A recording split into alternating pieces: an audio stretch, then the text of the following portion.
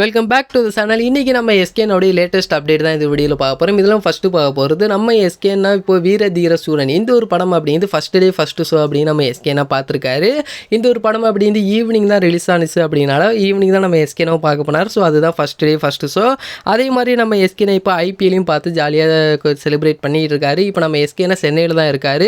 ஏன் அப்படின்னா நெக்ஸ்ட்டு இப்போ நம்ம எஸ்கேனோடைய மதராசி இதோடைய ஷூட்டிங் அப்படிங்கிறது ஒரு 20 days அப்படிங்கிறது பேலன்ஸ் இருக்குது. ஸோ இதோடைய ஷூட்டிங் அப்படிங்கிறது ஏப்ரல் மிடில் ஸ்டார்ட் பண்ண போகிறதா சொல்லியிருக்காங்க. இப்போ மதராசி இதோடைய ஷூட்டிங் அப்படிங்கிறது கம்ப்ளீட் ஆயிடுச்சு அப்படின்னா அடுத்தடுத்து இதோடைய அப்டேட்ஸ் எல்லாமே ரிலீஸ் பண்ணிடுவாங்க. அது மட்டும் இல்லாமல் பராசக்தி இதோடைய ரிலீஸ் டேட் அப்படிங்கிறது ஆல்ரெடி சொல்லியிருந்தாங்க 2026 பொங்கல் அப்படிங்கிற மாதிரி.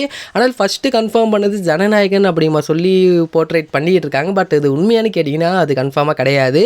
ஏன் அப்படின்னா பராசக்தி படம் ரிலீஸ் அதாவது இதோடைய ஷூட்டிங்லாம் ஸ்டார்ட் பண்ணுறதுக்கு முன்னாடியே அவங்க முடிவு பண்ணது அப்படிங்கிறது எலெக்ஷனுக்கு முன்னாடியே இந்த ஒரு படத்தை கொண்டு வரணும்.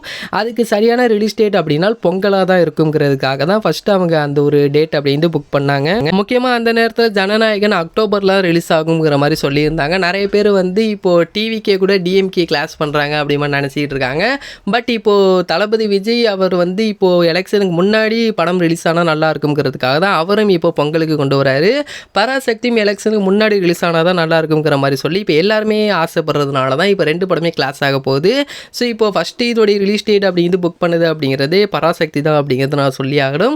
ஸோ அது மட்டும் இல்லாமல் இப்போ மதராசி இதோடைய ஷூட்டிங் அப்படிங்கிறது கம்ப்ளீட் ஆனதுக்கப்புறமா நெக்ஸ்ட்டு SK24 இதோடைய ஷூட்டிங் அப்படின்னு ஸ்டார்ட் பண்ண போகிறாங்க. ஸோ SK24 அப்படிங்கிறது எனக்கு தெரிஞ்சு SK26 வரதுக்கு வாய்ப்புகள் இருக்குங்கிற மாதிரி நினைக்கிறேன். ஸோ அதை வெயிட் பண்ணி பார்க்கலாம். அதே மாதிரி இன்னொரு பக்கம் நம்ம எஸ்கேனோடைய மதராசி தீபாவளிக்கு ரிலீஸ் ஆகும் அது மாதிரி சொல்கிறாங்க.